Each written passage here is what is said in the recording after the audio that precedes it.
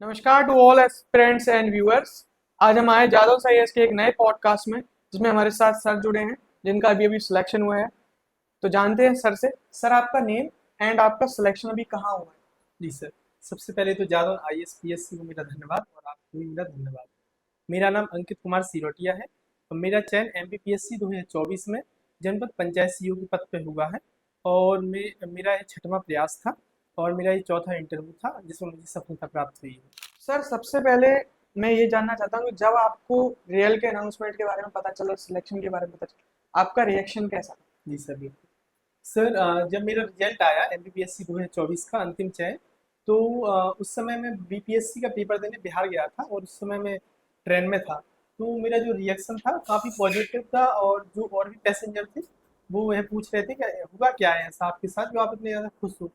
तो उस टाइम की जो खुशी थी वो काफ़ी अच्छी थी और मुझे ऐसा विश्वास नहीं था कि मुझे इतनी बड़ी पोस्ट मिल जाएगी और मेरा इतना अच्छा चयन हो जाएगा। तो मेरा जो उस समय का रिएक्शन था बहुत ही आनंदमय था और अविश्वसनीय था। सर, आपकी कौन सी रैंक आई और सिलेक्शन कौन सी पोस्ट पे हुआ था? जी सर। मेरी MPPSC 2024 में ओवरऑल MP में 7वीं रैंक आई है और मुझे जनपद पंचायत सीईओ का पद प्राप्त हुआ है और अभी फिलहाल डिप्टी कलेक्टर में मेरी वेटिंग भी है। इसी चरण में सर मेरा नेक्स्ट क्वेश्चन ये है कि आपने तैयारी प्रारंभ कब की? जी सर। मेरा 2014 में 12th हो गया था। तो 2014 में मेरा जैसे ही 12th हुआ मैं ग्वालियर तैयारी करने के लिए आया था। तो सर ने जो आनंद जादव सर है उन्होंने अपनी कॉलेज और कोचिंग का कॉन्सेप्ट समझाया कि आप यहाँ पे रह के अपना ग्रेजुएशन करें, ग्रेजुएशन के साथ साथ आप तैयारी भी कर सकते हैं। तो 2014 से ही मैंने MPPSC की तैयारी के संबंध में सोच लिया था और मैं तैयारी करने का मन भी बना लिया था। तो सर की कॉलेज में मैंने एडमिशन भी लिया और मैंने BA किया था। साथ में यहाँ तैयारी भी की थी। तो मैं 2014 से ही प्रत्यक्ष अप्रत्यक्ष रूप से तैयारी कर रहा हूँ और मैं जो मेरा पहला प्रयास था वो 2018-19 का था। उसके बाद मैं लगातार MPPSC के मेंस इंटरव्यू देता रहा और अंत में मुझे 2024 में सफलता प्राप्त हुई। सर, आपने अभी बताया आनंद सर का जो कॉन्सेप्ट है ग्रेजुएशन प्लस कंपटीशन, प्लीज। तो उस चीज का आपके जीवन पे क्या महत्व है और क्या क्या कॉन्सेप्ट लगा आपको, कैसा लगा आपको वो कॉन्सेप्ट? जी सर। जब मैं 2014 में आया था तो सर ने बताया कि आप ग्रेजुएशन प्लस तैयारी दोनों चीज एक ही साथ करेंगे तो आपकी जो सफलता है उसकी परिणाम प्राप्त होने की ज़्यादा संभावना है। तो इस प्रकार का जो कॉन्सेप्ट था लगभग पूरे भारत में पहला ऐसा कॉलेज है जो इस प्रकार की व्यवस्था को करता है। तो इस कॉलेज और कोचिंग का जो साथ साथ कॉन्सेप्ट था इसके कारण मेरा प्री मेंस और इंटरव्यू तीनों चरणों की जो तैयारी थी बहुत अच्छे तरीके से हो गई थी और मुझे बहुत अच्छा पद प्राप्त हुआ और बहुत अच्छे तरीके से मेरे जो अंक भी आए हैं। तो मुझे इस कॉलेज के कॉन्सेप्ट से काफ़ी लाभ प्राप्त हुआ। आपने आर्यन्स कॉलेज को ही क्यों चुना? जी सर। क्योंकि सर भारत में एकमात्र कॉलेज था जिसमें ग्रेजुएशन प्लस तैयारी दोनों एक साथ होती थी।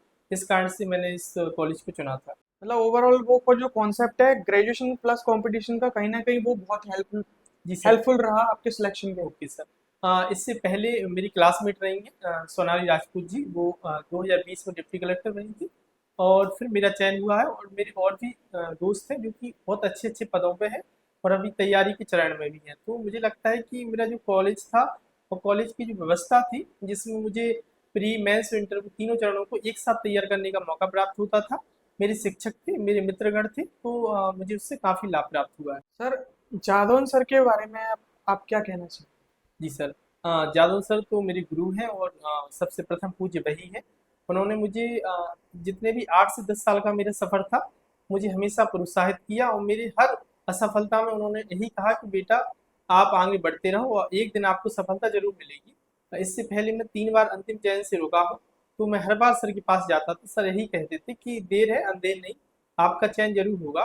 तो मेरे लिए आदरणीय जादव सर एक प्रकाश स्तंभ की भांति हैं, जिन्होंने मुझे हर असफलता और हर जो अंधकार युक्त समय था उसमें मार्ग दिया और मेरे ऊपर आशीर्वाद बनाए रखा। सर, स्टूडेंट्स का एक बहुत इंपॉर्टेंट क्वेश्चन रहता है कि प्री और मेंस की सही रणनीति क्या होती है? जी सर। प्री और मेंस मुझे ऐसा लगता है कि अलग अलग चीज़ें नहीं हैं क्योंकि दोनों में ही विषय तो वही पढ़ना है आपको। तो प्री और मेंस की रणनीति जो सही करने का तरीका है वो है एक साथ पढ़ना, दोनों चीज़ों को एक साथ ही पढ़ो आप। तो इससे एक लाभ ये प्राप्त होता है कि आपका समय कम लग जाता है और दूसरी चीज़ आपको कम टाइम में बहुत अच्छी प्रोडक्टिव चीज़ें प्राप्त हो जाती हैं। तो प्री के लिए आदरणीय जादव सर और मेंस के लिए उनकी जो फैकल्टी है वो आपको बहुत अच्छे से मार्गदर्शित कर सकती है। और आपका प्री मेंस आप साथ साथ में पढ़ें। प्री फैक्ट पे जहाँ ध्यान देता है, मेंस आपके कॉन्सेप्ट पे ध्यान देता है। तो आदरणीय जादव सर का एक कथन हमेशा क्लास में रहता है, प्री बाई चांस और मेंस बाई प्रैक्टिस। तो आप इस प्रकार का जो उनका कॉन्सेप्ट है इसको ध्यान रखें और अपनी तैयारी को सही दिशा दें। सर इंटरव्यू की तैयारी के बारे में आप क्या कहना चाहेंगे? जी सर। इंटरव्यू की तैयारी आपकी एक दिन की तैयारी नहीं है, यह एक लंबी प्रक्रिया रहती है और आपकी लगभग ग्रेजुएशन से यह तैयारी प्रारंभ हो जाती है। जैसे मेरा व्यक्तिगत अनुभव है, मैं जब कॉलेज में पढ़ता था तो कॉलेज में मेरे कॉलेज में कई सारी ऐसी एक्टिविटी होती थी, जैसे विवाद प्रतियोगिता, आपका भाषण प्रतियोगिता, युवा महोत्सव, लोक गायन प्रतियोगिता। तो इन प्रतियोगिताओं में मेरा जो व्यक्तित्व था उसमें सुधार हुआ, मुझे मंच पर बोलने का मौका मिला, मैं लोगों से कम्युनिकेशन कर सका। और आपका जो इंटरव्यू का चरण रहता है, आपका बोलने का तरीका, आपके व्यक्तित्व परीक्षण का तरीका, आपके ज्ञान का परीक्षण करने का तरीका, इन सभी चीज़ों का सामंजस्य होता है। और आप कितना अधिक नेचुरल है इस चीज़ को भी देखा जाता है। यदि आप अपना बनावटी व्यक्तित्व रखते हैं तो निश्चित रूप से आपका नकारात्मक प्रभाव पड़ेगा। इसलिए आप अपने आप को नेचुरल बना के रखें, चीज़ों में सुधार करें, अपने व्यक्तित्व को अधिक से अधिक प्रबल और समावेशी बना के रखें। बस। मतलब कि जितना नेचुरल रहेंगे उतने ज़्यादा सिलेक्शन के चांसेस हाँ, आपके मेरे बने। साथ यही रहा है कि मैं विनम्र हूँ। इसके अलावा मेरा जो भी स्वभाव रहा है, मैं उसी स्वभाव के साथ इंटरव्यू देने गया था। तो इस बार मेरा आदरणीय मेहरा सर के बोर्ड में इंटरव्यू भी था। तो उन्होंने मेरे सरल स्वभाव को और मेरे जो नेचुरल स्वभाव है उसको देखा और मुझे अच्छे नंबर भी दिए। सर मैं आपने अभी जैसा कि इंटरव्यू के बारे में बताया, तो इंटरव्यू का क्या माहौल रहा है और कैसा ओवरऑल एक्सपीरियंस रहा आपका जी सर। इंटरव्यू? हाँ सर, इंटरव्यू का जो वातावरण रहता है, माहौल रहता है, काफ़ी सकारात्मक रहता है। जो इंटरव्यू पैनल रहता है वो आपको काफ़ी पॉजिटिविटी प्रदान करता है, क्योंकि बाहर ऐसा बताया जाता है कि इंटरव्यू में आपको प्रेशराइज्ड करते हैं। मेरे 4 इंटरव्यू रहे हैं, मुझे आज तक भी प्रेशराइज़ नहीं किया गया। सबसे पहले आप जाओ, आप उनको जो भी है धन्यवाद करो, उनको अभिवादन करो। इसके बाद आपको बैठने के लिए कहते हैं, आपको पानी पीने के लिए भी बोलते हैं और कहते हैं कि आप रिलैक्स हो अथवा नहीं। उसके बाद ही वो क्वेश्चन करते हैं। क्वेश्चन बहुत सिंपल पूछे जाते हैं, आप यदि घबराते हो तो एक आपकी गलती है। तो वहाँ का जो वातावरण रहता है, माहौल रहता है, काफ़ी सकारात्मक रहता है। 4 से 5 सदस्य रहते हैं। आदरणीय जो चेयरमैन सर हैं वो मध्य में बैठे रहते हैं, सबसे पहले वही प्रश्न करते हैं, उसके बाद अन्य मेंबर प्रश्न करते हैं, अंत में आप उनको धन्यवाद बोल के बाहर आ सकते हैं। तो वहाँ का जो वातावरण रहता है इंटरव्यू पैनल का, काफ़ी सकारात्मक रहता है। आपको वो लोग सहयोग प्रदान करते हैं कि आप इंटरव्यू बहुत अच्छे तरीके से दें। ये विद्यार्थी की गलती रहती है गलत मार्गदर्शन में और गलत गाइडेंस में, कि वह इंटरव्यू को एक कुछ प्रतियोगिता समझ लेता है। आपको उसको कुछ नहीं समझना है, आपको जो इंटरव्यू है उसको मात्र एक व्यक्तित्व परीक्षण का माध्यम समझना है। तो आप बहुत अच्छे तरीके से, बहुत पोलाइट तरीके से इंटरव्यू दें। आप अपने आप को जो है वही प्रदर्शित करें, ना कि अपना कृत्रिम व्यक्तित्व बनाएं। मैंने इंटरव्यू में ये भी देखा है कि एक प्रॉपर फॉर्मेट होता है, उसका बैठने का तरीका होता है एस्पिरेंट का, जी वहाँ सर। जाते हैं तो एक गाइडलाइंस होती है वहाँ की कि आप ये ड्रेस कोड फॉलो करेंगे। जी सर। और ऐसा कोई चीज़ आप बताना चाहेंगे जो आउट ऑफ द बॉक्स पूछी गई हो? जैसे मैंने देखा है कि मूवी के बारे में पूछ लेते हैं जी या सर। ये पूछ लेते हैं कि आप मूवीज देखते हैं या नहीं देखते, तो ऐसा कुछ क्वेश्चन आपसे भी हुआ था? सर वैसे तो मुझसे ऐसा कोई क्वेश्चन नहीं किया गया आउट ऑफ सिलेबस या आउट ऑफ डेप्थ। वहाँ जो वहाँ का वातावरण रहता है, मैंने आपको बताया है कि काफ़ी सकारात्मक रहता है और ऐसा कोई गाइडलाइन नहीं है कि आप इसको ही फॉलो करें। हाँ, एक सामान्य अभिवादन का तरीका होता है। आप जाएं वहाँ अभिवादन यदि हो सके तो हिंदी में ही करें, क्योंकि अंग्रेजी में भी कर सकते हैं, नो डाउट कोई प्रॉब्लम नहीं है, लेकिन जहाँ तक संभव हो हिंदी में कहें, काफ़ी सकारात्मक प्रभाव पड़ेगा। इसके अलावा आप अंत में जब धन्यवाद करें तो चारों मेंबर या 5 मेंबर जो भी हैं, आप उनको उनकी तरफ देखें, उनकी तरफ झुकें और अंत में धन्यवाद बोलें। तो आप छोटी-छोटी चीज़ों को ध्यान रख सकते हैं। आदरणीय जादव सर अपने इंटरव्यू जो उनका वो चलता है सेमिनार, उसमें इन चीज़ों को समझाते भी हैं। मुझे भी ये बातें उन्होंने ही समझाई कि आपको ये करना है, और मैंने उनकी बातों को माना भी और आज मैं सफल हो सका हूँ। तो ऐसा कोई ड्रेस कोड नहीं है, आप सामान्य फॉर्मल ड्रेस पहन सकते हैं और हर व्यक्ति अलग-अलग प्रकार से जाता है और सब लोग सफल भी होते हैं। तो जादव सर के जो नोट्स या डीपीपी रहता है या जो सर मॉक इंटरव्यूज लेते हैं वो कितना हेल्पफुल होते हैं? जी सर, मेरे लिए तो काफ़ी हेल्पफुल रहा, क्योंकि कई सारे ऐसे क्वेश्चन थे जो जान सर के नोट से सीधे-सीधे पूछे गए हैं, चाहे वो फ्री हो अथवा मेंस हो। इसके अलावा यदि इंटरव्यू की बात की जाए तो सर यहाँ भी अपना जो भी इंटरव्यू का सेशन चलाते हैं और इंदौर में भी चलाते हैं। तो मैं इंदौर में उनका जो सेशन था वहाँ पे गया था और उनके जो एमपी से रिलेटेड मेरी बुंदेली बुंदेली लोकगीत गाने वाली जो हॉबी थी उससे रिलेटेड क्वेश्चन सीधे सीधे पूछे गए थे। और उन प्रश्नों का प्रभाव यह रहा कि मैंने उनके आंसर पहले से ही तैयार कर लिए थे, तो मुझे काफ़ी हेल्पफुल रहा और मेरा इंटरव्यू बहुत सकारात्मक माहौल में संपन्न हुआ था। सर आपकी फैमिली का क्या रिएक्शन था जब उनको पता चला कि मेरे बच्चे का सिलेक्शन हो गया? जी सर, मेरी फैमिली जॉइंट फैमिली है। मेरे चाचा जी, पिताजी सभी लोग साथ में रहते हैं और सभी का सहयोग है कि आज मैं इस सफल मुकाम तक पहुंचा हूं। तो जैसे ही मेरा रिजल्ट आया, मैंने सबसे पहले अपने फैमिली को कॉल किया और वीडियो कॉलिंग की। मैंने कहा कि मैं एक अच्छी न्यूज़ सुना रहा हूँ, आप सभी लोग वीडियो कॉलिंग पे आ जाएं। तो सभी लोग खुश हो गए, मेरी आंखों में भी आंसू थे, मेरे परिवार की आंखों में भी आंसू थे, मेरे दादाजी दादी भी, सबकी आंखों में आंसू थे, जो कि एक लंबे इंतजार का परिणाम था। क्योंकि मैं लगभग 2014 से 2025 तक 11 वर्षों का मेरा संघर्ष था, मेरे परिवार के सपनों का परिणाम था और इसमें मेरा पूरा परिवार खुश रहा और वर्तमान में बहुत खुश है और मैं भी बहुत खुश हूँ। तो सर आपने अभी थोड़ी देर पहले बताया था कि आप ट्रेन में जर्नी कर रहे थे, जी सर। तो आपने ट्रेन में ही पूरा रियल देखा और वो मतलब आसपास के लोग भी देख रहे हो कि ये एकदम से क्या हुआ है इसको? हाँ जी सर। हाँ, जब मेरा रिजल्ट आया तो मेरे एक दोस्त है, उन्होंने मुझे मैसेज किया, रिजल्ट की पीडीएफ डाली। तो मैं थोड़ा रह गया। मैंने कहा कि हर बार नेगेटिव रिजल्ट रहता है, शायद इस बार भी वही स्थिति ना हो। लेकिन तुरंत बाद उसने लिख दिया कि बधाई हो भाई। तो मैंने समझा कि कुछ ना कुछ तो पॉजिटिव हुआ है, तभी ये बधाई लिख रहे हैं। उसके बाद मैंने उसको कॉल किया, उसने बोला कि आपका जनपद सीईओ के पद पे चयन हो गया है और डिप्टी कलेक्टर में आपकी मीटिंग है। तो मैं एकाएक सहर्ष रूप से अत्यंत खुश हो गया। मैंने कहा कि भगवान, आपने मेरे साथ न्याय कर दिया, क्योंकि मेरी एक लंबी तैयारी थी और मैं बहुत ज़्यादा हताश भी होने लगा था। तो मैं काफ़ी खुश था और ट्रेन में जो भी लोग बैठे थे वो लोग भी बहुत ज़्यादा खुश थे। उन्होंने कहा कि आपको बिहार की भूमि ने आपका अंतिम चयन करा दिया और मुझे भी ऐसा लगा कि इस भूमि ने, बिहार और पटना की भूमि ने मेरे जीवन में एक नया परिवर्तन लाया। तो काफ़ी अच्छा लगा। जो नए बच्चे एमपीपीएससी या यूपीएससी की प्रिपरेशन कर रहे हैं उनके लिए आप क्या मैसेज देना जी सर, जो भी नए बच्चे एमपीपीएससी की तैयारी कर रहे हैं उनके लिए मेरा यही संदेश है कि आप अपनी तैयारी को बहुत अच्छे तरीके से करें, रणनीतिक तरीके से करें, क्योंकि मुझसे कुछ गलतियां हुई हैं और यही कारण है कि मेरी तैयारी थोड़ी लंबी खिंच गई। हाँ, तो मेरा यही कहना है कि आप आदरणीय यादव सर, उनकी जो फैकल्टी है उससे प्रॉपर गाइडेंस लें, अपने आंसर बहुत अच्छे रखें, आप धैर्य बनाए रखें, आप सकारात्मक बने। इसके अलावा आप अपने नोट्स, अपने शॉर्ट नोट्स, अपने लिखने के तरीके को काफ़ी पॉजिटिव बना के रखें। इंटरव्यू व्यक्तित्व परीक्षण की जो तैयारी है उसको अभी से प्रारंभ कर दें। ग्रुप डिस्कशन कर सकते हैं, बाद में बाद प्रतियोगिता कर सकते हैं। इसके माध्यम से आप अपने व्यक्तित्व को अच्छा बना सकते हैं। इसके अलावा आप जो अपने प्री मेंस इंटरव्यू की तैयारी है इसमें एक सामंजस्य बना के रखें, क्योंकि सामंजस्य से ही आपको सफलता प्राप्त होगी। आप तीनों चरणों की तैयारी एक साथ ही करें। इसके लिए आदरणीय जादव सर, आर्यंस कॉलेज और जादौन आईएसपीएससी जो कोचिंग है, ये तीनों जो बिंदु हैं, तीनों व्यक्तित्व हैं, ये आपकी सहायता करेंगे। एक क्वेश्चन सर मेरा एक ये भी है कि बच्चे आजकल क्या है, यूपीएससी या एमपीएससी एमपीपीएससी की प्रिपरेशन में कम जा रहे हैं, ज्यादातर बैनर्स होर्डिंग देख के या तो आईआईटी की प्रिपरेशन कर रहे हैं या नीट की प्रिपरेशन कर रहे हैं। और जो कंपनीज हैं वो भी बड़े बड़े होर्डिंग्स एड्स वगैरह लगा के बच्चों को डाइवर्ट कर देती हैं अपनी तरफ के, आप ये करो इसमें वो ज्यादा बेटर है। तो आप उन लोगों के लिए क्या कहना चाहेंगे, बच्चों के लिए जो एक के बाद एक भीड़ चाल में चल रहे हैं उनके लिए?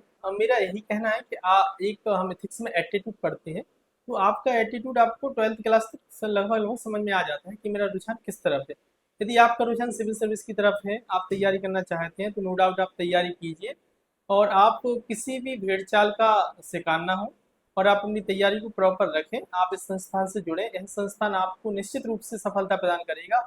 समय ज़्यादा लग सकता है, परंतु जब परिणाम आता है तो अन्य लोगों की जो छोटी छोटी सफलताएं हैं आपकी बड़ी सफलता के सामने बौनी हो जाती हैं और सभी लोग आपके अनुसार चलने लगते हैं। मेरे साथ यही हुआ है। मेरे कई सारे मित्रगण थे जिनको सफलता प्राप्त हो गई थी कई साल पहले, 6 साल पहले, 7 साल पहले, लेकिन आज जब मेरी सफलता मुझे प्राप्त हुई तब उन लोगों ने यही कहा कि काश मैं भी आपकी तरह तैयारी कर लेता, तो मैं भी आज आप जैसे पद पे खुद को आज देखता। तो मेरा यही कहना है कि आप इस तैयारी को, यदि आपका एटीट्यूड है, आप इस तैयारी के प्रति सकारात्मक हैं, तो इस तैयारी को जरूर करें। आप किसी भी प्रकार की भेड़ चाल का शिकार ना हो।